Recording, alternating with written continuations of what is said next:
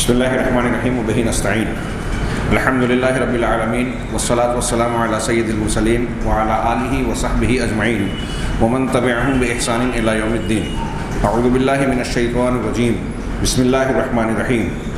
الحمد للہ الذی لہ ما فی السماوات وما فی الارض ولہ الحمد فی الآخرہ وہو الحکیم الخبیر.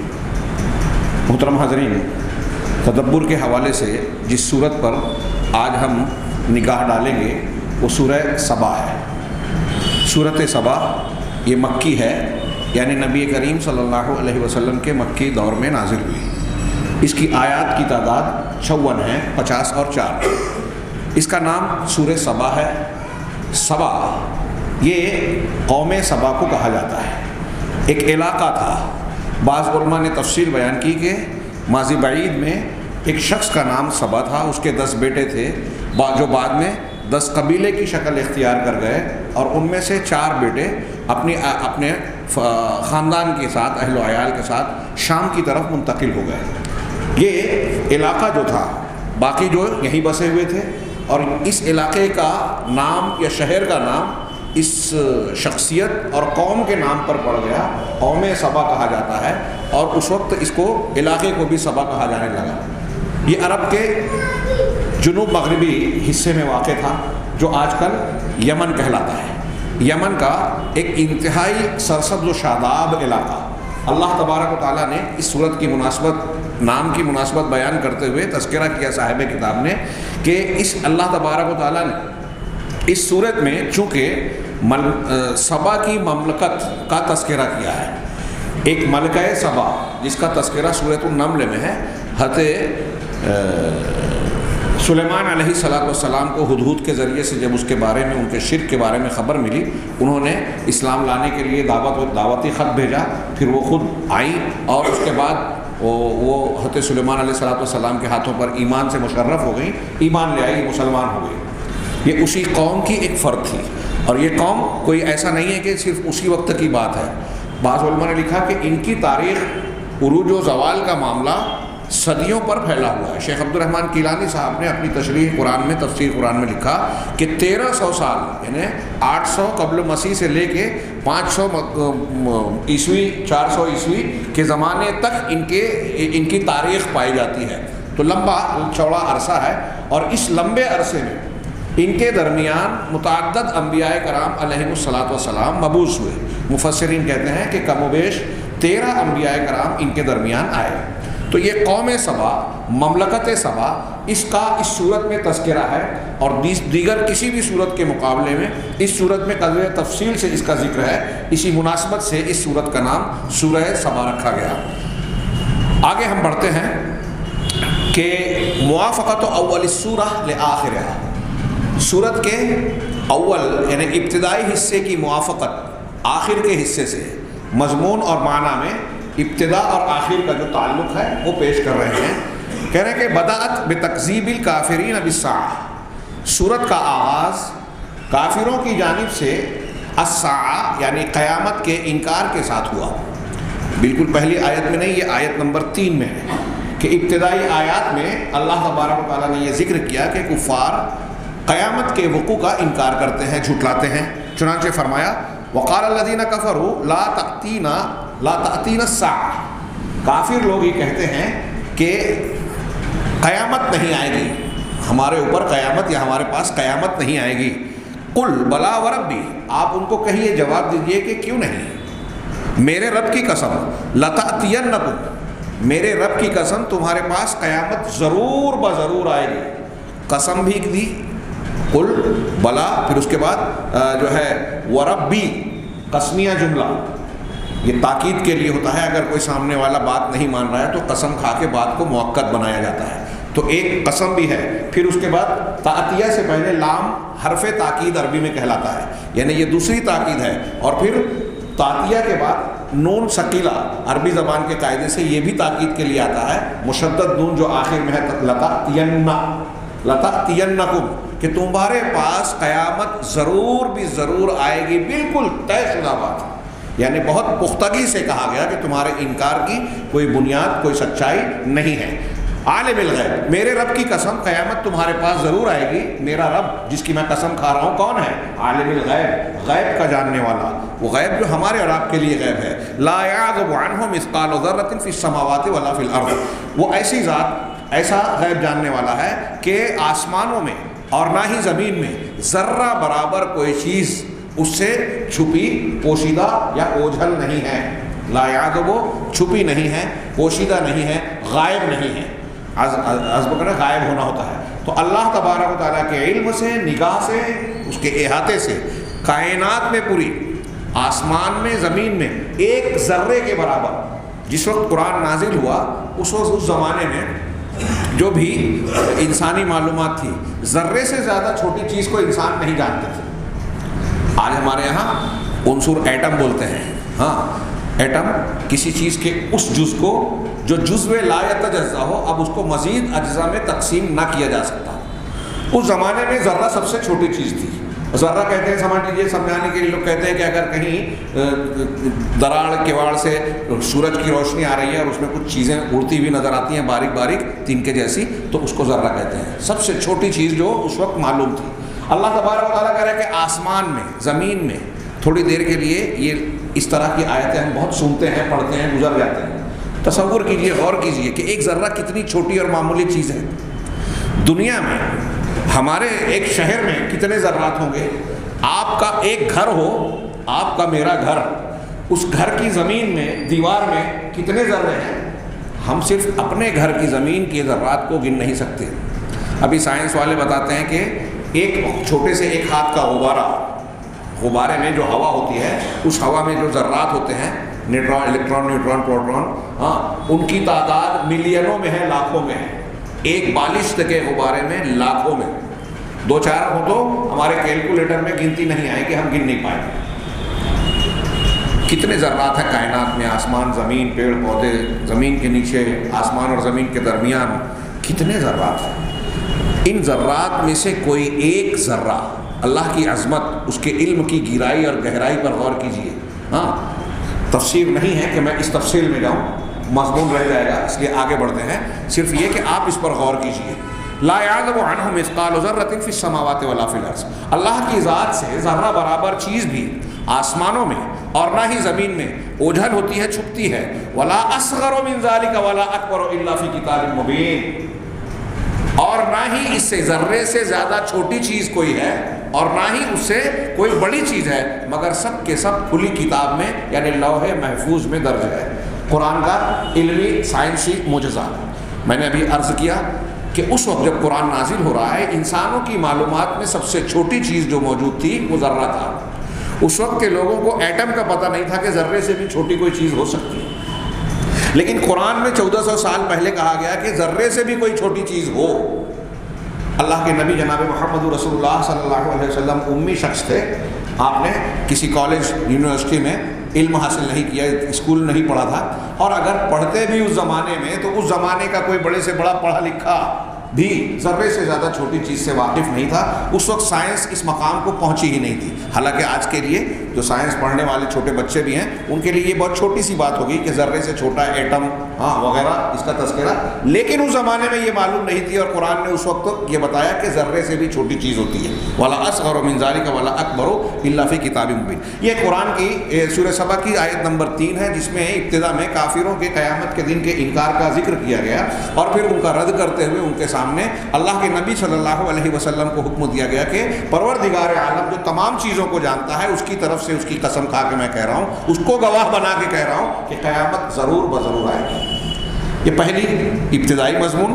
آخر میں، آخر کی آیت میں اللہ نے اسی صورت کی آخری آیت میں کہا وختمت بمحاولتہم الایمان بالساعۃ، اور اس صورت کا خاتمہ کیا گیا قیامت پر ان کے ایمان کی کوشش کے ساتھ. یہ کفار جو دنیا میں انکار بعث اور قیامت کا انکار کرتے رہے، وہ قیامت میں اس کو ماننے کی کوشش کریں گے کہ ہم ایمان لا رہے ہیں.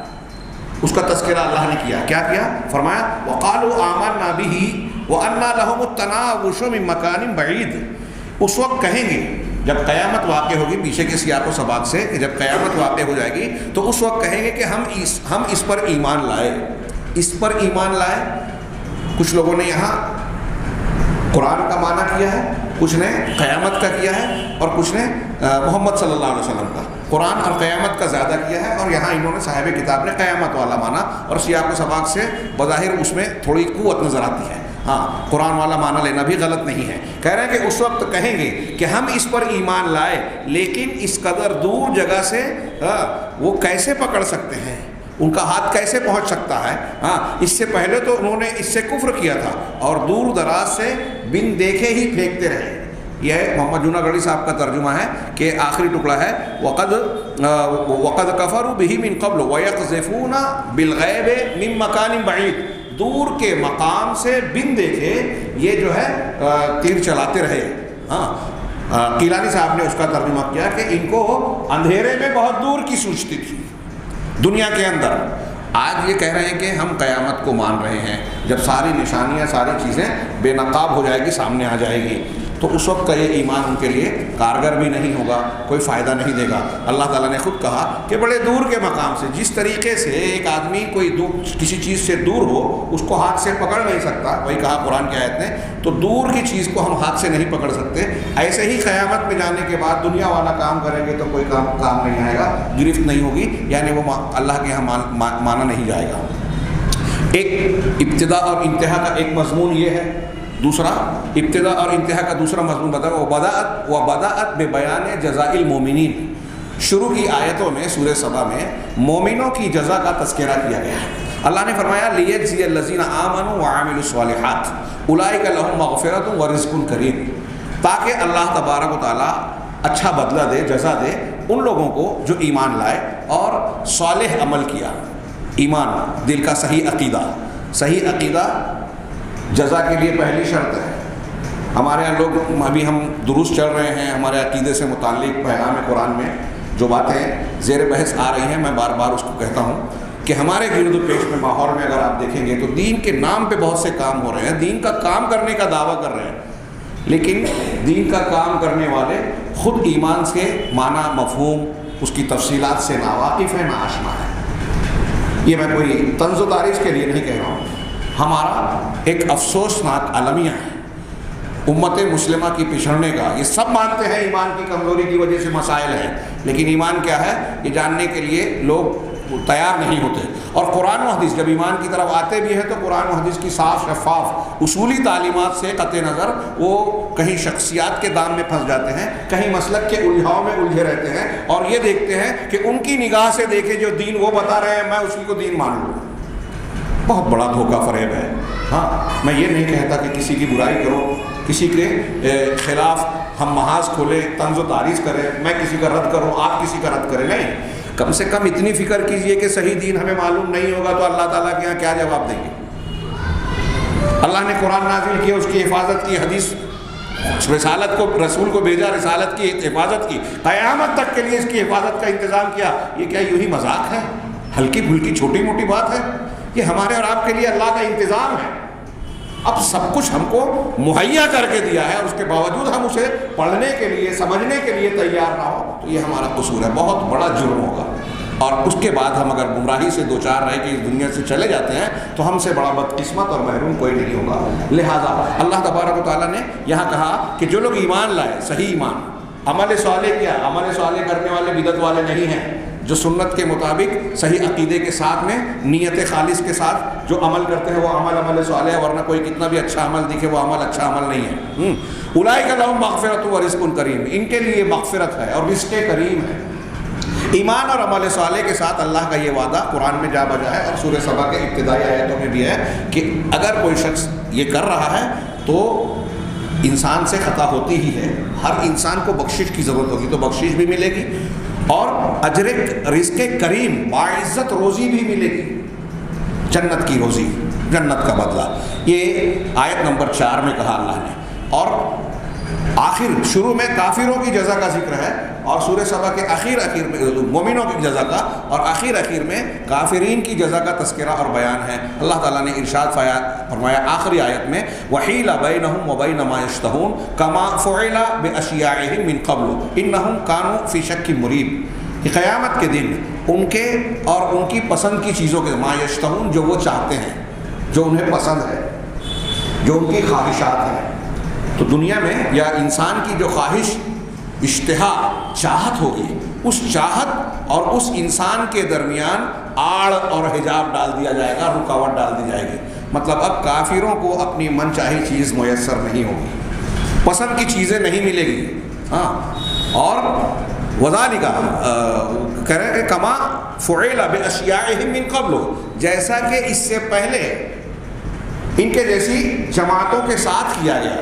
اشیاء شیعتن کی جمع ہے، اس کی ایک جمع شیعون بھی ہے اور ایک اشیاء بھی ہے. اور اہل علم نے کہا کہ اشیاء ایسی جماعتوں کو کہتے ہیں کہ جو مزاج یا فکر میں ایک جیسے ہوں.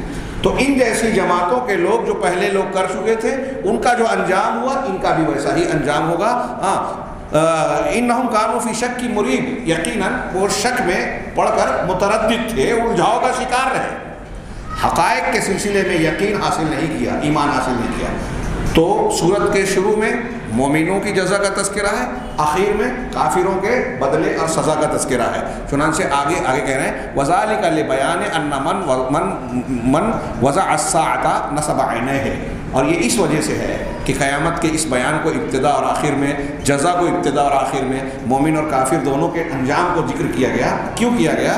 تاکہ اس بات کو بیان کیا جائے کہ جو شخص قیامت کو اپنی آنکھوں کے سامنے رکھے گا، قیامت کو فراموش نہیں کرے گا، لم یزغ عن امر اللہ، وہ اللہ کے حکم سے سرتابی نہیں کرے گا، اللہ کے حکم سے انحراف نہیں کرے گا. زاغ یزیغ، لم یزغ کا لفظ استعمال، یعنی منحرف نہیں ہوگا، اللہ تعالیٰ کے دین کو، صراط مستقیم کو چھوڑ کر ادھر ادھر نہیں بھٹکے گا. وَإِنْ أَغْرَقَهُ بِالنِّعَمِ، اگرچہ اللہ تعالیٰ اسے نعمتوں میں ڈبا دے، دنیا کی کتنی بھی نعمتیں مل جائے وہ اللہ سے غافل نہیں ہوگا اگر قیامت اس کے سامنے ہے. کتنی پیاری بات ہے. یعنی انسان کی اصلاح کے لیے سب سے زیادہ مؤثر چیز یہی عقیدہ ہے، اللہ پر اور آخرت پر. دنیا کا کوئی قانون، کوئی خوف، کوئی ڈر، کوئی ترغیب، کوئی لالچ انسان کو نیک، صالح اور بہترین انسان نہیں بنا پاتی. کون سی چیز بناتی ہے؟ وہی جو قرآن نے بتایا. سورہ سبا کے ابتدا اور آخر کا یہ مضمون ہے کہ ہر انسان اپنے سامنے قیامت کو سامنے رکھے گا. اگر قیامت ہے، ہم یہ یقین رکھیں کہ مرنا ہی ہے، اللہ کے سامنے دوبارہ اٹھنا ہی ہے اور پھر حساب و کتاب دینا ہی ہے، تو ہم اپنی زندگی کے معاملے میں محتاط رہیں گے، اللہ کی نافرمانی سے ڈریں گے. نافرمانی ہو جائے تو توبہ کریں گے، شرمندہ ہوں گے، اللہ کے دین کی طرف پلٹیں گے. یہ ابتدا اور انتہا کا مضمون کا تعلق انہوں نے بتایا، رابطہ بتایا. اب کہہ رہے ہیں کہ المحور الرئیسی للسورہ، اس سورت کا محور رئیسی، مرکزی عنوان فضل اللہ بین الاعراض والقبول، اللہ کا فضل، اللہ کی نعمتیں اعراض اور قبول کے بیچ. ہم کو، آپ کو، دنیا کے ہر انسان کو اللہ نے جس مخلوق کو بھی پیدا کیا، انسانوں کو سب کو نعمتوں سے نوازا، انعامات سے جو ہے بہراور فرمایا. اب کچھ ان نعمتوں کی قدردانی کرتے ہیں، اس پر شکر ادا کرتے ہیں، اسے قبول کرتے ہیں، اور کچھ اس سے اعراض کرتے ہیں اور انحراف کرتے ہیں، اس کے حقوق کی ادائیگی کی بجائے اور سرکشی میں مبتلا ہو جاتے ہیں، ناشکری اور کفران نعمت کا ارتکاب کرتے ہیں، شکر کرنے والے، نعمت کرنے والے، انعام کرنے والی ذات کو بھول جاتے ہیں. تو یہ اس سے اعراض کر رہے ہیں. تو اعراض اور قبول، ان دونوں کے بیچ میں اللہ کے فضل و کرم کا مشاہدہ اس صورت میں کرایا گیا ہے، اور دونوں قسم کے کردار بتائے گئے ہیں کہ اللہ تبارک و تعالیٰ نے بہت سارے لوگوں پر نعمتیں کی. تو اب کچھ ایسے بھی ہیں جنہوں نے نعمتوں کی قدردانی کی، ان کا معاملہ کیا رہا. صورت میں کچھ مثالیں ذکر کی گئی ہیں، سبق دیے گئے ہیں. جن لوگوں نے نعمتوں اور اللہ کے فضل و کرم کی ناقدری کی، ناشکری کی، ان کا انجام کیا ہوا، اس کا تذکرہ بھی اس صورت میں کیا گیا ہے. مواضع السورۃ المبارکہ، اس سورہ مبارکہ کے موضوعات: الاول مقابلۃ نعم اللہ تعالی بالحفظ والشکر یوجب بقاءها. یہ پہلا جملہ کہہ رہے ہیں جو قرآن کی اور بھی صورتوں اور آیتوں، نصوص کا ایک مقررہ سبق ہے کہ اللہ تبارک و تعالیٰ کی نعمتوں کو اگر ہم چاہتے ہیں کہ وہ باقی رہیں، برقرار رہیں. اللہ نے آپ کو، ہم کو کوئی نعمت دی ہے، صحت دی ہے، دولت دی ہے، عزت دی ہے، کوئی اور صلاحیت دی ہے. اگر ہم چاہتے ہیں کہ وہ نعمت جب تک ہم زندہ رہیں ہم کو ملی رہے، اللہ چھینے نہیں. اللہ کے رسول دعا فرماتے تھے، یہ چھوٹی بات نہیں ہے. دعا فرماتے تھے نا، اللہم انی اعوذ بک من زوال نعمتک وتحول عافیتک وفجاءۃ نقمتک وجمیع سخطک۔ اے اللہ میں تیری نعمتوں کے زوال سے پناہ چاہتا ہوں کہ ہمیں جو نعمتیں تو دی ہے، تو نے دی ہے، وہ چھین جائے۔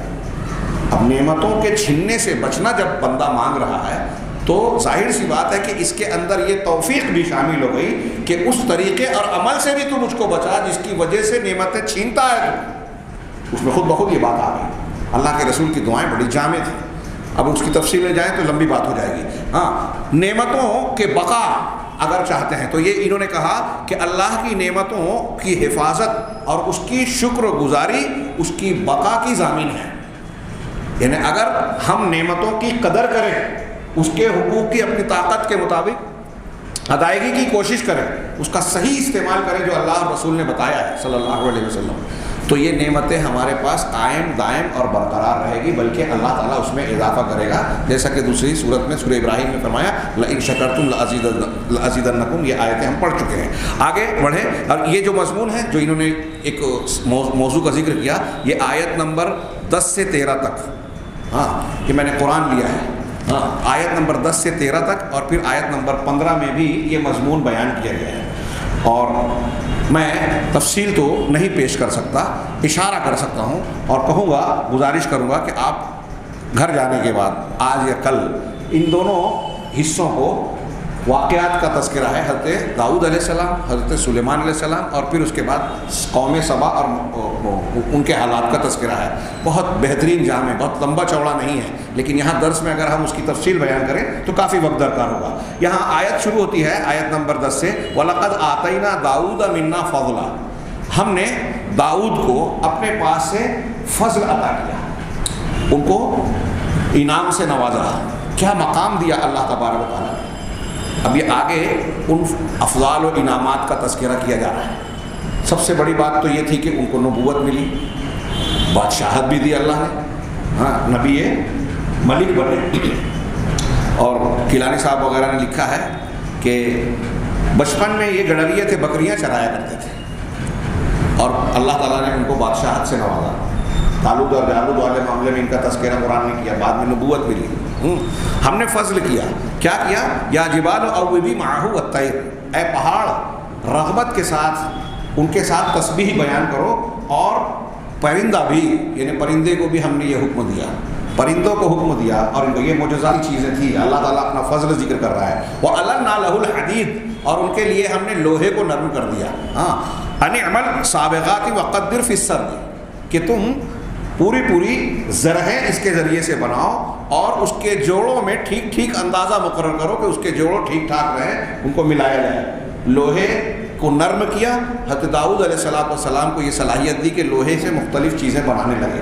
اس پر کچھ لوگ یہ کہتے ہیں کہ یہ لوہا گری کی، آہن گری کی صنعت کا علم ہے، حضرت داؤد کو وہ علم ملا تھا، اور پھر اس کی بنیاد پر وہ بہت سی چیزیں بناتے تھے۔ یعنی جس طرح سے آج ہمارے یہاں کچھ ٹیکنیشین یا کیا کہیں گے انہیں، ورکشاپ میں کام کرنے والے لوہار اور اس کے آگے کی ترقی شدہ جو شکلیں ہیں، جس طرح وہ ہنر ہے، گویا وہ یہ بتانا چاہتے ہیں کہ حضرت داؤد علیہ السلام کو بھی یہ علم ملا تھا، یہ اللہ تعالیٰ کی طرف سے بطور معجزہ ملا تھا۔ وہ فنون اپنی جگہ دنیاوی اعتبار سے اور معجزاتی اعتبار سے یہ اس کا درجہ اور اونچا ہے۔ جو لوگ اس قسم کی تعویل کرتے ہیں وہ نبی کے معجزے اور اللہ تبارک و تعالیٰ کی اس سیاق اور فرمان کا گویا انکار کر رہے ہیں کہ اللہ تعالیٰ نے خصوصی طور پہ ایک انعام اور فضل کے طور پر حضرت داؤد علیہ السلام کو یہ چیزیں عطا فرمائی۔ اب ہم نے ان کو یہ لوہے کو نرم کیا اور کہ یہ بنائیں، زرہیں پوری بنائیں، اور ان کی جو جوڑ ہے وہ اس کو ٹھیک ٹھاک لوہے سے جوڑ کے رکھیں، اگر جو چھوٹے بڑے ہوں گے تو اس میں ٹوٹ پھوٹ ہوگی وغیرہ وغیرہ، اس تفصیل سے کنارے۔ وَعْمَلُوا صَالِحًا، اور نیک عمل کرتے رہو، انی بما تعملون بصیر، میں تمہارے اعمال سے باخبر ہوں۔ اب اللہ تعالیٰ کہہ رہا ہے کہ میں نے ایسے ایسے احسان کیے داؤد پر علیہ السلام، اور آخر میں کہہ رہا ہے کہ نیک عمل کرتے رہو، جو تم کرو گے نا میں سب جانتا ہوں، دیکھ رہا ہوں۔ کیا مطلب ہوا کہ نعمتیں ملی ہیں، یہ فضل و انعام ملا ہے، تو اس کا تقاضا ہے کہ تم نیک بن جاؤ، اس کی شکر ہوا، یہ عملی شکر ہوا۔ اہل علم نے لکھا کہ اس حکم کو اللہ کی طرف سے ملنے کے بعد حضرت داؤد علیہ السلام نے اپنے گھر میں گھر والوں کو مقرر کیا تھا کہ 24 گھنٹے کا جو دورانیہ ہے اس میں کوئی بھی موقع ایسا نہ ہو جب ہمارے گھر کا کوئی نہ کوئی فرد نیکی عبادت نہ کرتا ہو۔ تو ان کے گھر کے لوگوں کے لیے وقت بٹے ہوئے تھے، پورے 24 گھنٹے میں پورے وقت میں وہ کوئی نہ کوئی ان کے گھر کا فرد عبادت کرتا تاکہ اللہ کے اس حکم پر عمل کرے کہ نیک عمل کرتے رہو، نیک عمل سے ہم پیچھے نہ ہٹیں۔ یہ دیکھیے نعمت کو، اللہ کے فضل کو، اس کے احسان کو، اس کی قدر کرتے ہوئے اس کا شکر ادا کرنے کا یہ نبوی طریقہ ہے۔ یہ مثال دی اللہ تعالیٰ نے ہم کو اور آپ کو سورہ سبا میں کہ اپنی نعمت کو برقرار رکھنا ہے، حفاظت کرنا ہے۔ تو یہ نمونہ دیکھیے۔ پھر اس کے بعد اللہ نے اسی اگلی آیتوں میں کہا وَلِسُلَيْمَانَ الرِّيحَ، اور سلیمان علیہ السلام کے لیے ہم نے ریح کو، ہوا کو مسخر کیا، غُدُوُّهَا شَهْرٌ وَرَوَاحُهَا شَهْرٌ، اس کا صبح کے وقت، دن کے وقت نکلنا، اس کا ایک چلنا۔ حضرت سلیمان علیہ السلام ہوا کو حکم دیتے تھے تو وہ ان کے حکم کے مطابق انہیں لے کر چلتی تھی۔ تو ایک صبح کے وقت میں جو چلتی تھی 1 مہینے کی مسافت، اور شام کے وقت جو چلتی تھی 1 مہینے کی مسافت طے کروا لیتے تھے۔ اللہ تبارک تعالیٰ نے پرانے زمانے کے لوگوں کو، جب ہوائی جہاز اور یہ چیزیں نہیں ہیں، اللہ کے نبیوں کے معجزات اور بعض طریقوں سے یہ چیزیں دکھائی۔ ہاں، وَأَصَلْنَا لَهُ عَيْنَ الْقِطْرِ، اور ہم نے ان کے لیے تانبے کے چشمے کو بہا دیا۔ اصلنا بہا دیا، اس کی کچھ لوگوں نے تعبیر کی کہ حضرت سلیمان کے زمانے میں تانبے کا ایک چشمہ نکل پڑا، ابل پڑا زمین سے، اور دوسرا معنی یہ کہ جیسے حضرت داؤد علیہ السلام کے لیے لوہے کا نرم کیا گیا اور معجزاتی طور سے ان کو لوہے کو ڈھالنے کی مختلف شکلوں میں صلاحیت دی، ایسے ہی حضرت سلیمان علیہ السلام کو تانبے کو الگ الگ شکلوں میں ڈھالنے کی صلاحیت عطا فرمائی۔ ہاں، وَمِنَ الْجِنِّ، اور ساتھ ہی ساتھ جنوں کو مسخر کیا، ہوا بھی مسخر ہے، جن بھی مسخر کیے گئے۔ مَن يَعْمَلُ بَيْنَ يَدَيْهِ بِإِذْنِ رَبِّهِ، جو ان کے پروردگار کے حکم سے ان کے سامنے کام کیا کرتے تھے، مزدوروں کی طرح، خدمتگاروں کی طرح۔ سلیمان علیہ السلام کے حکم سے سرتابی کی ان کو قوت نہیں تھی۔ اللہ نے کہا وَمَن يَزِغْ مِنْهُمْ عَنْ أَمْرِنَا نُذِقْهُ مِنْ عَذَابِ السَّعِيرِ، اور جو ہمارے حکم سے سرتابی کرے گا، کرتا ان میں سے، تو ہم اسے آگ کا، جہنم کا عذاب مزہ چکھائیں گے۔ تو بہت سارے علماء کہتے ہیں کہ یہ جنوں ایسے جنوں کے لیے آخرت کے عذاب کی بات کہی۔ کچھ لوگوں نے کہا کہ نہیں، دنیا کے ہی عذاب کی بات ہے۔ اللہ تعالیٰ نے کچھ فرشتوں کو مقرر کیا تھا جنوں کے حضرت سلیمان علیہ السلام کے ساتھ، جن کے ہاتھ میں آگ کا کوڑا ہوتا تھا۔ جب کوئی جن سرکشی کرتا، سرتابی کرتا، سلیمان علیہ السلام کی بات نہیں مانتا، تو اس کوڑے سے مارتے جس سے وہ بھسم ہو جاتا۔ یہ اللہ تعالیٰ کی، میں بہت اختصار سے کام لے رہا ہوں، ان میں سے کسی بھی بات کی میں نے ابھی تفصیلات بیان نہیں کی جو آپ کو تفسیر کی کتابوں میں ملے گی۔ اور یہ جن کیا کرتے تھے، یعملون لہ ما یشاء من محارب وتماثیل وجفان کالجواب وقدور الراسیات، کہ یہ جن جو ہے حضرت سلیمان علیہ السلام کے لیے جو وہ چاہتے، محراب کی جمع محارب، بلند مقامات، عمارتیں، اونچی اونچی عمارتیں، عالیشان عمارتیں بناتے، وہ تماثیل اور ڈھانچے بناتے، ہیکل بناتے، وجفان کالجواب، اور کیا کہتے ہیں، حوض کی طرح بڑے بڑے دیگ بناتے، وقدور الراسیات، اور ایسی ہانڈیاں جو ٹکی ہوئی ہوں، پہاڑ کو کاٹ کر ہانڈیاں بناتے، ٹکی ہوئی، جس کو اٹھا کر ایک جگہ سے دوسری جگہ لے جانا ممکن نہیں تھا۔ آج کل جو لوگ جاتے ہیں بیت المقدس، مسجد اقصیٰ، ہیکل سلیمانی، اس کی جو عمارت اور بناوٹ دیکھتے ہیں، اور خاص طور سے اس کے تہخانے اور اس عمارت میں جو ستون لگے ہوئے ہیں، حیرت زدہ رہ جاتے ہیں کہ اس زمانے میں تو کرین نہیں تھا، مشینیں نہیں تھی، پھر یہ بڑے بڑے پہاڑ کے ٹکڑے چٹانوں کی شکل کے ستون کے طور پر کیسے استعمال ہوئے ہیں۔ تو یہ قرآن سے ہم کو اس کا جواب ملتا ہے کہ یہ دراصل حضرت سلیمان علیہ السلام کا تابع بنا دیا گیا تھا جنوں کو، اور جنوں کی طاقت اور قوت انسانوں کے مقابلے میں زیادہ ہے، یہ واضح ہے۔ تو وہ لوگ یہ کام حضرت سلیمان علیہ السلام کے حکم سے کیا کرتے تھے، اور بہت اس وقت کی بھی کوئی، آج کے زمانے میں ہم سوچتے ہیں کہ اس وقت کوئی ٹیکنالوجی یا وہ نہیں تھی، اس وقت کی عمارتیں اور ٹیکنالوجی اور اس کی جو انجینئرنگ وغیرہ ہے وہ آج کے لوگوں کے لیے حیرت انگیز ہے بعض اعتبار سے۔ حضرت سلیمان علیہ السلام کے پاس جب ملکہ سبا آئی تھی تو پانی، کانچ کے جو فرش تھا اسے پانی سمجھ کر اپنے پائچے چڑھا لیے تھے، قرآن نے ذکر کیا۔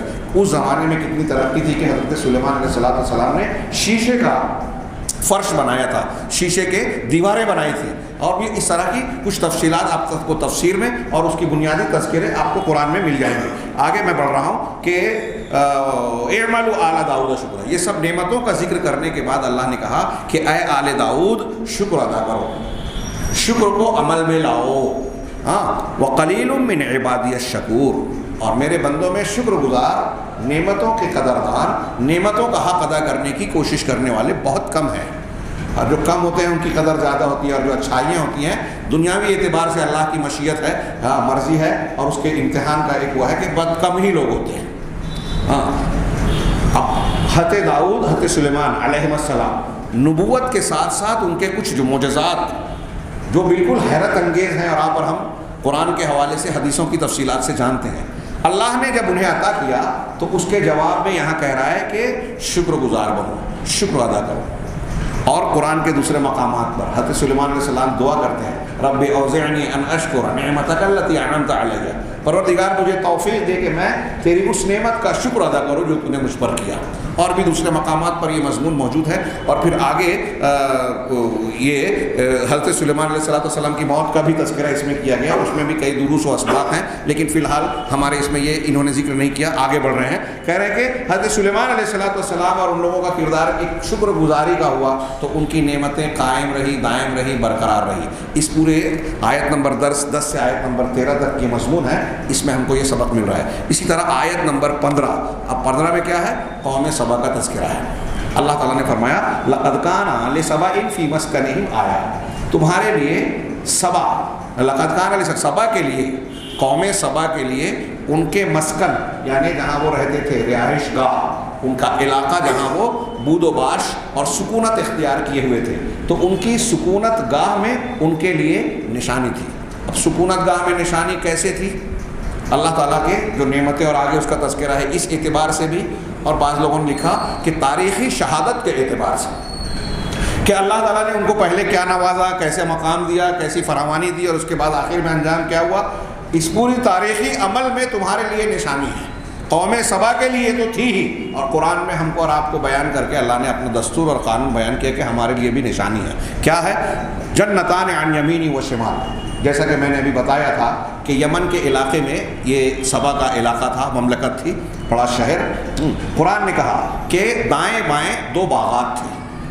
اب اس کی الگ الگ علماء نے تشریح کی ہے کہ یہ شہر جو تھا پہاڑوں کے بیچ گھرا ہوا تھا. اس کے دونوں طرف دائیں بائیں جانب پہاڑیاں تھیں. ان پہاڑیوں میں چشمے اور نالے، پانی وغیرہ کا بہاؤ تھا. ان لوگوں کے یہاں بڑی ترقی تھی اس سلسلے میں کہ آبپاشی کھیتی باڑی کے لیے انہوں نے پانی کا نظام، پانی کی فراوانی اور ذخیرے کا بہت زبردست نظام قائم کر رکھا تھا. اس طریقے سے پشتے ڈال دیے تھے، اس طریقے سے بند باندھ دیے تھے چھوٹے بڑے کہ پانی کا ذخیرہ ہو جاتا. بارش کم ہونے کے باوجود پانی ضرورت کے مطابق، ضرورت سے فراوانی کی شکل میں موجود ہوتا. اس کا نتیجہ یہ تھا کہ پہاڑی سے لے کر زمین تک اور شہر کے اندر تک ہر طرف ہریالی، شادابی اور سرسبزی چھائی ہوئی تھی. خوشبو، کیا نام ہے، پیڑ پودے، پھول اور مختلف قسم کے پھلوں کی بہتات تھی. یہاں اللہ تعالیٰ نے خوب نوازا تھا.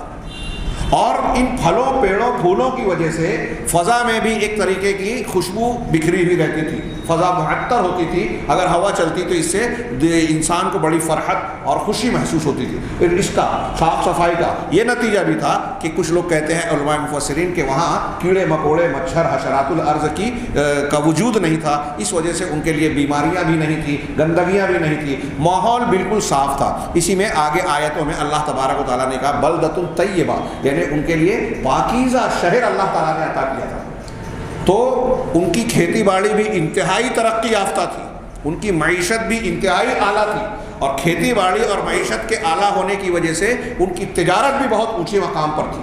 بڑی ترقی یافتہ اور خوشحال قوم تھی. اللہ نے فرمایا کہ ان کے دائیں بائیں اللہ نے جو ہے باغات متعین کیے. تو دائیں بائیں یہ جو 2 پہاڑیاں تھیں، کہا کہ 2 باغ تھا. اور کچھ لوگ کہتے ہیں کہ پھر 2 باغ نہیں تھا، بلکہ دائیں بائیں کی سرزمین سے ایک دور تک کئی 100 مربع میل کے علاقے میں سرسبزی، شادابی ایسی موجود تھی کہ ہر طرف باغ ہی باغ محسوس ہوتا تھا. کئی 100 مربع میل، 700، 800 یا 400، کیلانی صاحب نے لکھا، مجھے فگر یاد نہ رہا، غالباً 400 یا 800 مربع میل لکھا ہے. میل تک باغات ہی باغات، سرسبزیاں، شادابیاں ہی تھیں. اور جگہ جگہ پانی کے چشمے تھے. اور انہوں نے مختلف قسم کے بند بنا رکھے تھے. اس کا دارالخلافہ جو تھا قوم سبا یا ملک سبا کا اس کو معارب کا نام دیا گیا تھا، معارب. اور اس معارب کے مقام پر اس کے پہلو میں ان لوگوں نے سب سے بڑا بند جس کو ہم ڈیم کہتے ہیں ڈیم بنا لیا تھا پانی کی روک اور اس کو ذخیرہ کرنے کے لیے. سب سے بڑا بند تھا، اس کو سد معارب کہتے تھے، اسی کو سد معارب کہا جاتا ہے. اہل تفسیر نے اس کا تذکرہ کیا، روایتوں میں اس کا ذکر ہے. اللہ تبارک و تعالیٰ نے فرمایا کہ ان کو ہم نے یہ نعمتیں دی تھی، کلوا من رزق ربکم واشکروا لہ، اپنے پروردگار کے رزق میں سے کھاؤ اور اس کا شکر ادا کرو. جو اللہ نے تم کو روزیاں دی ہیں اس کو کھاؤ اور اس کا گن گاؤ، شکر گزار بنو، اس کی شکر گزاری کرو. اللہ تعالیٰ نے یہ حکم دیا، بلدۃ طیبہ، پاکیزہ شہر، ورب غفور، اور بخشش کرنے والا پروردگار. تمہاری غلطیاں ہو رہی ہے اس کو اللہ تعالیٰ نظر انداز فرما رہا ہے. فاعرضوا، اللہ نے یہ نعمتیں دی، نعمتیں دے کر ان کو حکم دیا شکر گزار بنو، لیکن فاعرضوا، انہوں نے اعراض کیا. ہمارا پہلا موضوع چل رہا ہے کہ نعمتوں کی قیام جو ہے شکر گزاری سے ہوتا ہے، دوام ملتا ہے، اور اگر شکر نہیں ہے تو نعمتیں چھن جاتی ہے، اللہ کا عذاب آتا ہے. تو پہلی مثال حضرت داؤد اور سلیمان علیہ السلام کی دی گئی جو شکر گزار تھے، نمونہ بنے. اور دوسری مثال قوم سبا کی دی جا رہی ہے جن کو اللہ نے خوب خوشحال بنایا، لیکن فاعرضوا، قرآن نے کہا کہ انہوں نے اعراض کیا، شکر گزاری کا راستہ چھوڑ کر ناشکری کا راستہ اختیار کیا. انبیاء آئے لیکن ان کی تعلیمات پر توجہ نہیں دی، بدمست قوموں کی طرح. آگے آپ مضمون میں پڑھیں گے ان کے بھی دماغ میں یہ جو ہے خناس گھس گیا کہ یہ جو ہم کو خوشحالی ملی ہے، کھیتی باڑی ہے، ہماری معیشت کو ترقی حاصل ہوئی ہے، اور یہ شاہراہ عام پر بستیوں کی بستیاں دور دور تک پھیلی ہوئی ہے، شام تک ان پر ہم سفر کرتے ہیں امن چین سکون سے. آگے اللہ نے اس کا ذکر کیا کہ قرآن ظاہر ہے اس میں ان شاہراہ پر یہ تجارتی جو راستہ تھا نا، یہ بہت لمبا چوڑا راستہ، اور ان تجارتی راستوں پر ایک بستی دوسری بستی سے بالکل ملی ہوئی تھی. آپ ایک شہر میں رکیں گے تو سامنے نظر آئے گا. اس لیے پرانے زمانوں میں سفر کرنے کے لیے انسان کو جو بہت کچھ کھانے پینے کا اور چیزوں کا سامان لے جانا پڑتا تھا، ان کو ضرورت نہیں پڑتی تھی کیونکہ بستیاں قریب تھیں.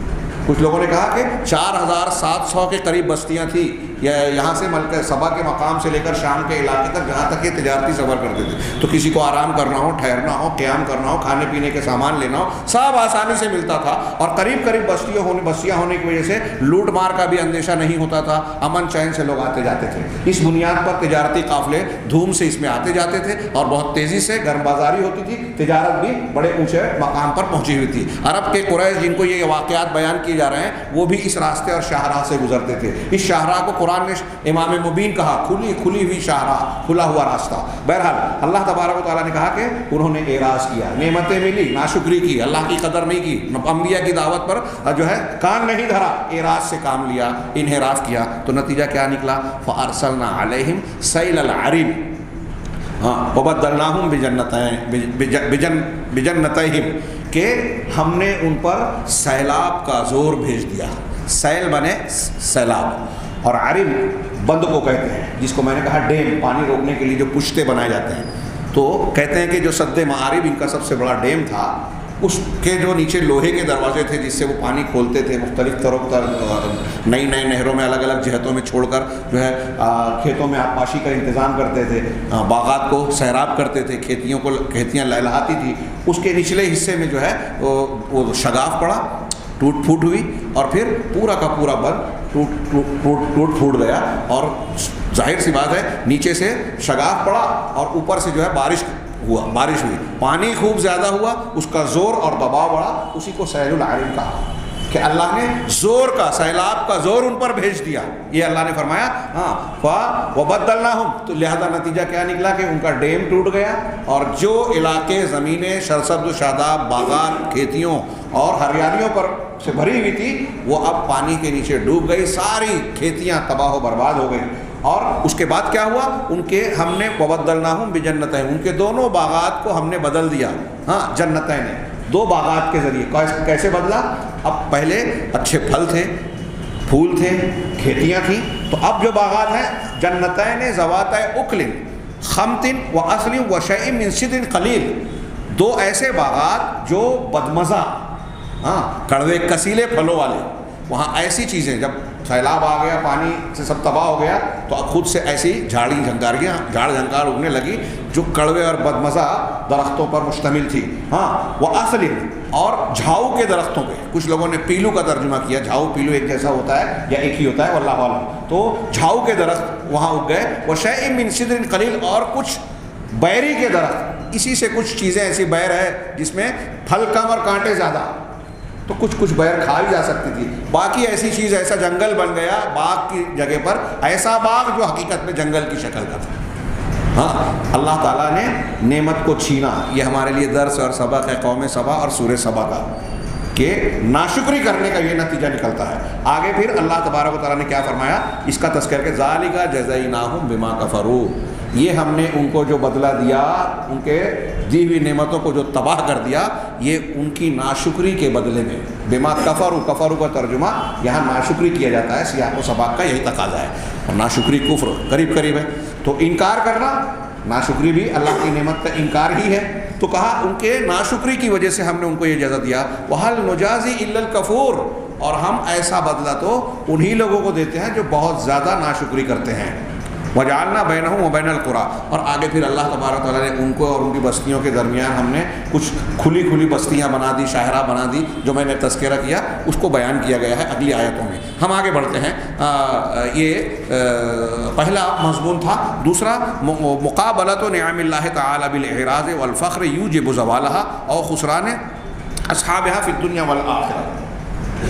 کہہ رہے ہیں کہ اللہ کی نعمتوں کے ساتھ اگر اعراض کا برتاؤ کیا جائے, فخر اور گھمنڈ کیا جائے, اللہ نے نعمت دی ہے کہ بجائے قوم سبا کی طرح یہ کہ یہ تو ہماری صلاحیت تھی, ہماری محنت اور مشقت ہے. قارون نے کہا تھا کہ مجھے اللہ کی نعمت کہاں ملی, انما اوتیتہ علی علم عندی, میں تو اپنے علم اپنی صلاحیت کی وجہ سے یہ خزانے اور نعمتیں اور دولت پایا ہوں. تو اللہ تعالیٰ یہ کہہ رہے ہیں کہ یہاں بھی سورہ سبا میں یہ بتایا گیا کہ اعراض اور فخر اگر کیا جائے اللہ کی نعمتوں کے مقابلے میں تو یہ اس کے زوال کا موجب ہوتا ہے, اور دنیا اور آخرت میں ایسا کرنے والوں کے لیے نقصان کا سبب ہوتا ہے. یہ مضمون جو ہے آیت نمبر 17 اور 18 میں ہے. اللہ نے ارشاد فرمایا, یہ جو ابھی ہم نے پڑھا قوم سبا کا, اس کے آخر میں یہ مضمون موجود ہے. اور پھر اس کے بعد یہ بھی ہے وما ارسلنا فی قریۃ من نذیر الا قال مترفوها انا بما ارسلتم به کافرون. اور پھر کہ جب بھی ہم نے کسی بستی میں کوئی ڈرانے والا بھیجا تو وہاں کے خوشحال لوگوں نے یہ کہا کہ تم کو جو دے کر بھیجا گیا ہے ہم اس کا انکار کرنے والے ہیں. خوشحال لوگوں کا ذکر کیا اللہ نے. عام طور سے سرکشی کرنے والے پہلے بڑے لوگ ہوتے ہیں, ایمان لانے والے کمزور لوگ ہوتے ہیں سماج اور معاشرے کے. کیوں؟ بڑے لوگوں کو گھمنڈ ہوتا ہے, انانیت ہوتی ہے, ہم کیوں مانیں. اور پھر ان کو یہ لگتا ہے کہ اگر ہم نے دوسرے کی نبی کی بات کو مان لیا تو ہماری سرداری, ہمارا بڑا پن جو ہے وہ رہ نہیں جائے گا. وہ اس کے خلاف سمجھتے تھے. تو مترفین کہتے تھے کہ تم جو لے کر آئے ہو ہم اس کا انکار کرتے ہیں. گویا بڑے بنائے گئے ہیں, اللہ نے خوشحالی دی ہے تو سرکشی آ گئی, بدمستی آ گئی. دولت, شہرت, قوت یہ عام طور سے انسان کے لیے گمراہ کن ہوتے ہیں, اور وہ ان کو اللہ کی پسند اور نعمت سمجھتے ہیں کہ ہمارے پاس دولت ہے, اقتدار ہے تو اللہ تعالیٰ ہم سے خوش ہے. یہ اس کی نشانیت جی نہیں. یہ قرآن کہہ رہا ہے کہ اکثر مترفین خوشحال لوگوں کا یہ وطیرہ اور شیوا رہا کہ جب رسول آتے تو کہتے کہ جو تم دے کر بھیجے گئے ہو ہم ان کا انکار کرتے ہیں. وقالو, اور انہوں نے یہ بھی کہا کہ نحن اکثر اموالا و اولادا وما نحن بمعذبین, کہ ہم مال اور اولاد کے اعتبار سے تم سے زیادہ بڑھوتری والے ہیں, تم سے بڑھ کر ہیں, لہذا اور ہم کو اللہ تعالیٰ کی جانب سے عذاب نہیں دیا جائے گا. وما نحن بمعذبین, ہم عذاب نہیں دیے جائیں گے. یعنی دنیا کی نعمتوں کو وہ اس کی علامت مان رہے ہیں کہ اللہ تبارک و تعالیٰ کے یہاں پسندیدہ ہیں اور ہم کو عذاب نہیں ہوگا. اور پھر یہ آیت نمبر 17, 18, 34, 35, یہ 34, 35 ہے غالباً, اس میں بھی یہ بات بیان کی گئی ہے, یہی مضمون بیان کیا گیا ہے. نمبر 3, اللہ اس صورت کے موضوعات میں سے قیامت کے متعلق کافروں کے شکوک.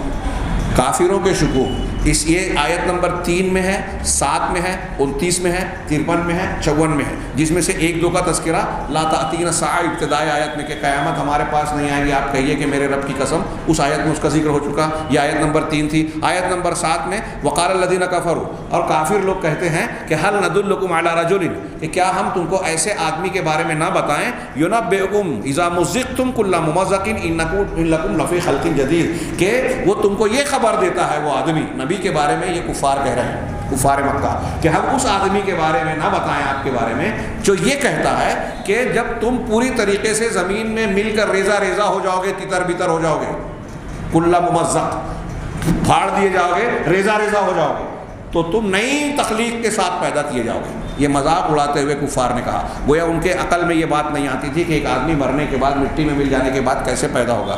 ہاں قرآن نے اس کا کئی جواب دیا، ہم اس کو پڑھے ہیں. یہ ایک دوسرا شبہ. پھر اس کے علاوہ وہ لوگ، ان لوگوں نے وَيَقُولُونَ مَتَىٰ هَٰذَا الْوَعْدُ إِن كُنتُمْ صَادِقِينَ، اللہ کے نبی صلی اللہ علیہ وسلم سے کہتے تھے کہ ٹھیک ہے تم بول رہے ہو نا کہ قیامت، تو کب آئے گا یہ وعدہ، کب پورا ہوگا، اگر تم سچے ہو تو بتاؤ. یہ مذاق اڑاتے ہوئے اس کا رد کرتے ہوئے کہتے تھے. ہاں اور بھی آگے کی 2-3 آیتیں ہیں. کئی مقامات پر اس صورت میں کفار کی جانب سے جو آخرت کے وقوع پر اعتراض اور سوال اٹھائے گئے اس کا ذکر کیا گیا. نمبر 4، بیان و توضیح ان الغیب لا یعلمہ الا اللہ، اس بات کا بیان اور وضاحت کہ غیب اللہ کے علاوہ کوئی نہیں جانتا. یہ آیت نمبر 3 میں بھی ہے جو ابھی ہم نے پڑھا کہ اللہ عالم الغیب ہے، اس سے آسمانوں اور زمین کا کوئی ذرہ برابر چیز بھی کوئی چھپی ہوئی نہیں ہے، اس سے چھوٹی اور بڑی بھی. یہ آیت نمبر 3 میں اللہ کے عالم الغیب ہونے کا ذکر ہے. آیت نمبر 14 میں بھی ہے فلما خر، حضرت سلیمان علیہ السلام کی جب موت ہوئی، اس کے بارے میں واقعہ ہے، میں نے وہاں چھوڑ دیا تھا کہ جب ان کی موت ہوئی تو ان کی موت جنوں کو پتہ نہیں چلی. اہل تفسیر نے لکھا کہ اللہ کی طرف سے انہیں اشارہ مل چکا تھا کہ موت کا وقت قریب آ رہا ہے. بیت المقدس کے ہیکل وغیرہ کی تعمیر وہ جنوں سے کروا رہے تھے، اور انہوں نے ایسی تدبیر اختیار کی کہ جنوں کو میری موت کے بارے میں علم نہ ہو سکے. چنانچہ شیشے کے ایک مقام میں جہاں وہ عبادت کیا کرتے تھے وہاں لاٹھی لے کر کھڑے ہو گئے. اسی حالت میں ان کی موت ہو گئی. قرآن نے ذکر کیا یہ سورہ میں. ہاں اب ایک لمبا عرصہ کیلانی صاحب نے لکھا کہ 4 مہینے تک وہ کھڑے رہے، موت ہو چکی ہے. گزرنے والے دیکھتے، باہر سے شیشے سے لوگ دیکھتے تو ایسا محسوس ہوتا کہ حضرت سلیمان علیہ السلام عبادت میں مشغول ہیں. جن ان کے تابع تھے، جن کاموں میں مشغول تھے، وہ ہیکل وغیرہ کی تعمیر کا کام انجام دے رہے تھے. اب جب لمبا ٹائم گزر گیا، لگ بھگ 4 مہینہ جیسا کہ کیلانی صاحب کہہ رہے ہیں واللہ اعلم، تو اس لاٹھی کو جس کے سہارے سلیمان علیہ السلام کھڑے تھے اور لاش آپ کی ٹکی ہوئی تھی، وہ اس کو کیڑے مکوڑوں نے یا دیمک نے چاٹ لیا اور وہ کمزور پڑ کے ٹوٹ گئی. جب وہ ٹوٹی تو حضرت سلیمان علیہ السلام گر پڑے، یعنی لاش گر پڑی.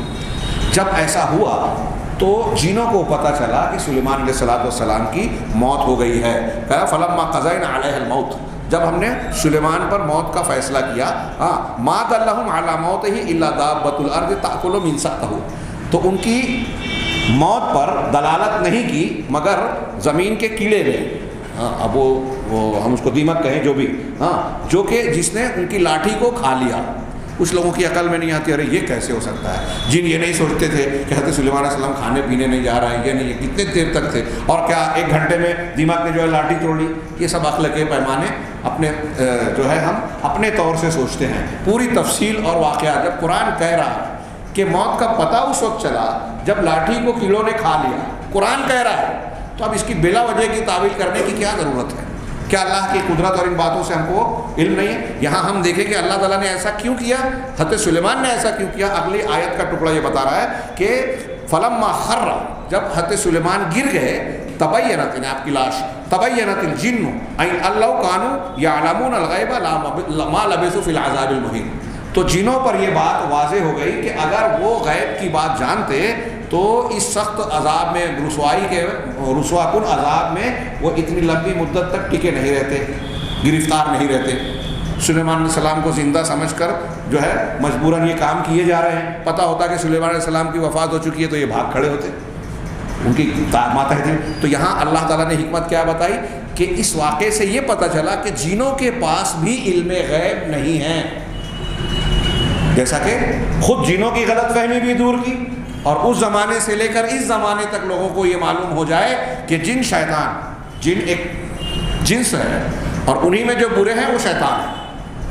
اور وہ جنوں میں سے بھی ہوتے ہیں شیطان، انسانوں میں سے بھی ہوتے ہیں سرکش برے. تو جن میں سے جن جو ہیں وہ غیب نہیں جانتے.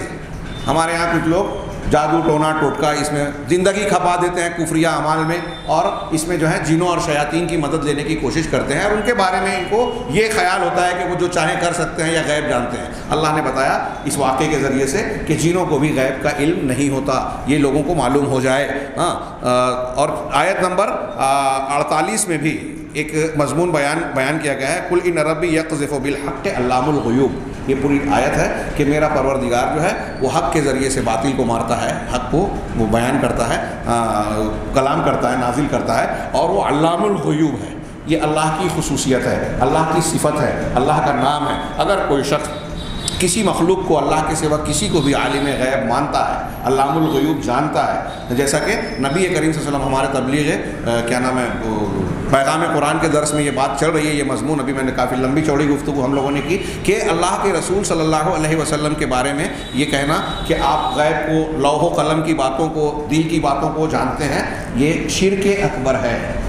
وہ اتنا ہی جانتے ہیں جتنا اللہ نے بتایا، تمام پیغمبروں کا معاملہ ہے، اور اس کی 2 5 7 8 نہیں، سینکڑوں بلکہ سینکڑوں نہیں ہزاروں دلیلیں ہیں قرآن و حدیث میں، لیکن کوئی نہ ماننا چاہے تو کیا کہیں۔ آگے آخری مضمون انہوں نے بیان کیا کہ تخاصم المستکبرین والمستضعفین من اہل النار، جہنمیوں میں جو مستکبرین اور مستضعفین ہوں گے، دنیا کے اندر کچھ تکبر کرنے والے، بڑے بننے والے، اور کچھ ان کے ماتحتی میں ان کے تابع، ان کے پیچھے پیچھے چلنے والے، تو اس صورت میں آیت نمبر 31 سے آیت نمبر 33 تک 3 آیتوں میں ان کا جھگڑا جہنم میں جانے کے بعد وہ آپس میں لڑے، یہ تذکرہ ہے۔ وَلَوْ تَرَىٰ إِذِ الظَّالِمُونَ مَوْقُوفُونَ عِندَ رَبِّهِمْ، اگر آپ دیکھیں، کاش کہ آپ دیکھتے وہ منظر کہ جب ظالم لوگ اپنے پروردگار کے سامنے کھڑے ہوئے ہوں گے، يَرْجِعُ بَعْضُهُمْ إِلَىٰ بَعْضِ الْقَوْلِ يَقُولُ الَّذِينَ اسْتُضْعِفُوا، کہ بعض کے جواب میں بھپتی کسے گا، جواب دے گا، تو جو لوگ کمزور تھے وہ مستکبرین سے، بڑے لوگوں سے کہیں گے کہ اگر تم نہیں ہوتے تو ہم مسلمان ہو جاتے۔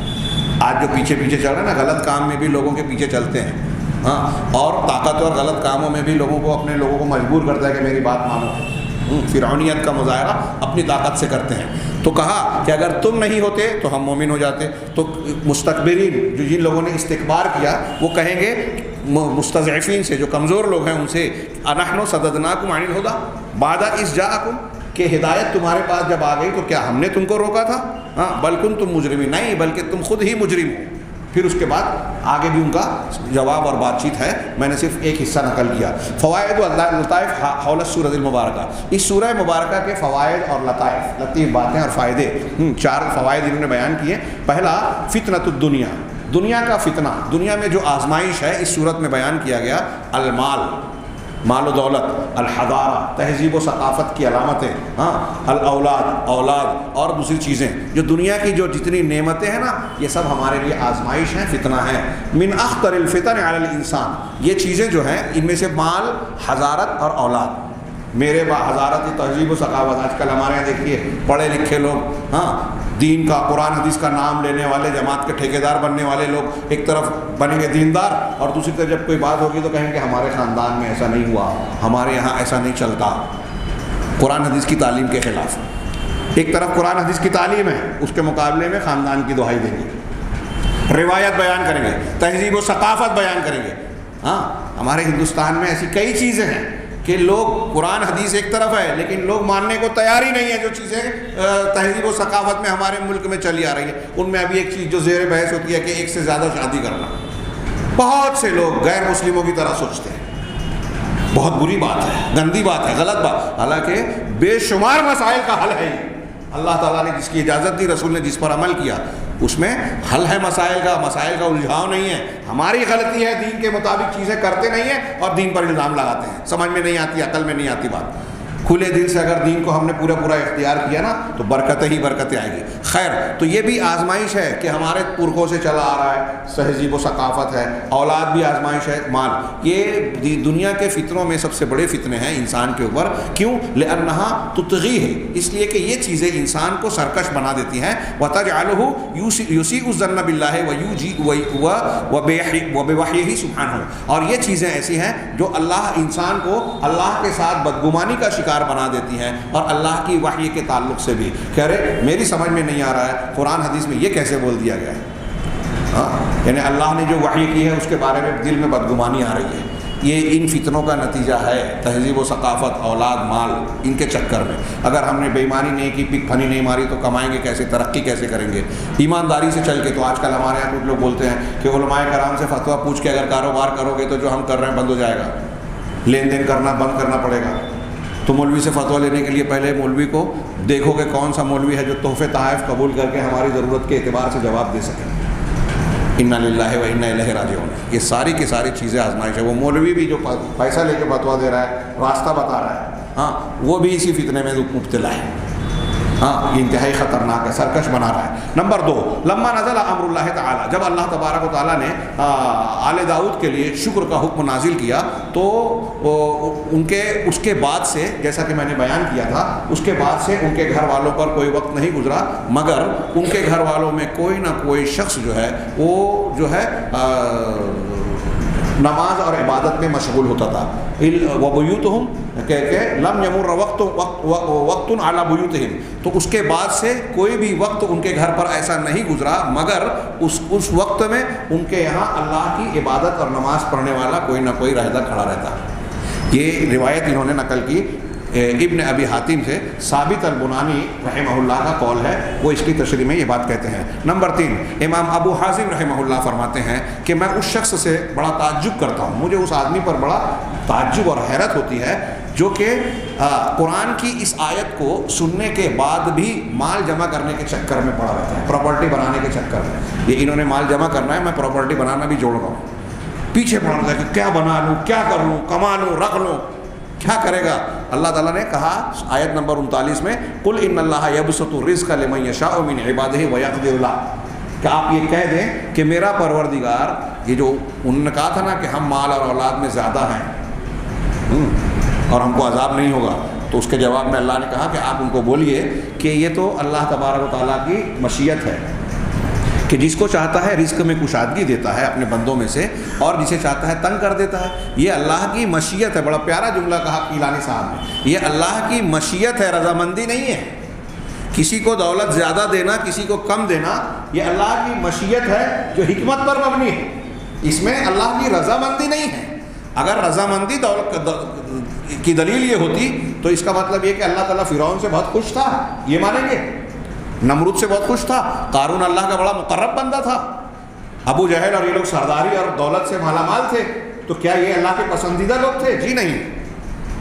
دولت مندی اور یہ چیزیں تو اللہ تعالیٰ آزمائش کے طور پر اپنی حکمت کے اعتبار سے مشیت کے تحت لوگوں میں کم زیادہ کی تقسیم کرتا ہے. اگر ایسا ہوتا, کیلانی صاحب نے یہ بات لکھی ہے جو میں اکثر کہتا رہتا ہوں, کہ اگر ایسا ہوتا کہ جو ایمان لاتا اسی کو دولت ملتی, اسی کو روزی ملتی, اسی کو اقتدار ملتا, تو دنیا میں کوئی کافر رہتا ہی نہیں, امتحان ہوتا ہی نہیں. امتحان تو اسی وقت ہے کہ ہم کو غلط میں کشش نظر آ رہی ہے. آج کل لوگ بولتے ہیں نا کہ حلال طریقے سے کمانے جاؤ تو بڑی مشقت لگتی ہے, ٹائم لگتا ہے, تھوڑا تھوڑا پیسہ جمع ہوتا نظر آتا ہے, اور حرام کام کرنے جائیں, سودی لین دین کریں, شراب اور نشے کی چیزوں کو بیچیں تو بہت کئی گنا نفع نظر آتا ہے. امتحان ہے. شنیچر کے دن جب مچھلی مارنا منع تھا تو سطح آب پر مچھلیاں زیادہ نظر آتی ہیں. ہاں یہی ہے شکلیں مختلف. تو اس وقت آپ کا امتحان ہے کہ لالچ ہو رہا ہے کہ ہم آج کے دن جال لگائیں, لیکن اللہ نے منع کیا. تو جب اللہ نے منع کیا تو نفع کتنا بھی زیادہ دکھ رہا ہے, بچنا چاہیے. تو بہرحال یہ کہہ رہے ہیں کہ اللہ تعالیٰ کا یہ فیصلہ ہے. قرآن کی اس آیت میں ارشاد ہے کہ اللہ اپنے بندوں میں سے جسے چاہتا ہے رزق میں کشادگی دیتا ہے اور جسے چاہتا ہے تنگی دیتا ہے. وما انفقتم من شیء فهو یخلفہ, اور جو بھی تم خرچ کرتے ہو اللہ کے راستے میں, ہاں جو بھی تم خرچ کرتے ہو اللہ اس کا بدلہ دیتا ہے. وہ خیر الرازقین, اور وہ سب سے بہتر روزی دینے والا ہے. شیخ ابو حازم کہتے ہیں کہ ایک آدمی اس آیت کو پڑھنے کے بعد مال جمع کرنے کے چکر میں پڑا رہتا ہے تو حیرت ہوتی ہے. کیوں؟ اللہ تعالیٰ نے جس کو جتنا چاہا ہے, ایک پیسہ زیادہ ایک پیسہ کم, وہ نہ کھا پی سکتا ہے نہ لے کے جا سکتا ہے. آپ جو کمائیں گے دوسروں کا حق ماریں گے یا کوئی بھی دوسری محنت پریشانی مشقت اٹھائیں گے, آپ اپنی قسمت سے زیادہ لے کے نہیں جا سکتے, آگے نہ حاصل بھی نہیں کر سکتے. آخری بات انہوں نے بڑی پیاری کہی نمبر 4 میں, لطائف, اس صورت کے لطائف اور فوائد میں سے, کہ اللہ تعالیٰ نے مومنوں کی جزا کے معاملے میں قرآن میں ایک جگہ کہا, وما, یہ اسی آیت میں آیت نمبر 71 میں, وفیہ ما تشتہیہ الانفس, جنت میں مومنوں کو ڈالا جائے گا. جنت میں کیا ملے گا؟ جو ان کا نفس, جو ان کا دل چاہے گا. ما تشتہیہ الانفس ولکم فیہا ما تشتہی انفسکم ولکم فیہا ما تدعون, یہ قرآن میں دوسری جگہ پر ہے. جو تم چاہو گے, جو تم مانگو گے, سب ملے گا جنت میں. تو مومنوں کے لیے کہا کہ نفس کو جو اشتہا ہوگی, تشتہی, جو اشتہا, چاہت, خواہش ہوگی, سب ملے گا. اور یہ سورہ زخرف کی آیت, معاف کیجیے, زخرف آیت نمبر 71. اور اللہ تعالیٰ نے اس صورت میں آیت نمبر 54 میں کافروں کی جزا کے بارے میں کیا کہا, وحیل بینہم وبین ما یشتہون, کہ جو یہ کافر لوگ چاہتے ہیں, ان کی جو خواہش ہے اشتہا ہے ان کے اور ان لوگوں کے درمیان رکاوٹ ڈال دی جائے گی، حائل ڈال دے گا اللہ تعالیٰ ان کو، اپنی چاہت اور آرزو نہیں ملے گی۔ تو اب دیکھیے، اب نتیجہ دونوں آیتوں کو پیش کر کے کہہ رہے ہیں فانظر، تو دیکھو غور کرو کہ کیسے اللہ تبارک و تعالیٰ نے یہ بیان کیا کہ ایمان اپنے ماننے والوں کے لیے، صاحب ایمان کے لیے جو کچھ وہ چاہتے ہیں ان ساری چیزوں کے حاصل ہونے کا ذریعہ بن جائے گا آخرت میں۔ جو اہل ایمان ہیں ان کے لیے آخرت میں ہر من چاہی چیز کے حاصل کرنے کا ذریعہ یہ ایمان بنے گا۔ وَكَيْفَ كَانَ الْكَافِرُ، اور کس طریقے سے قرآن بیان کر رہا ہے کہ کافر کا کفر جو ہے وہ اپنے ماننے والوں کے لیے آخرت میں خواہشات سے کے حاصل کرنے کے لیے رکاوٹ بن جائے گا۔ دنیا میں کافروں کی نعمتوں کو دیکھ کر لوگ جو ہے فریفتہ ہو جاتے ہیں، یہ دیکھیے آخرت کا نقشہ بتایا قرآن نے کہ اگر آپ ایمان والے ہیں تو جنت میں ہر خواہش پوری ہوگی، اور اگر آپ کفر والے ہیں تو آخرت میں ہر خواہش آپ سے روک دی جائے گی۔ اللہ تعالیٰ سے دعا ہے کہ وہ ہمیں قرآن سمجھنے اور اس پر عمل کرنے کی توفیق دے۔ وآخر دعوانا الحمد للہ رب العالمین۔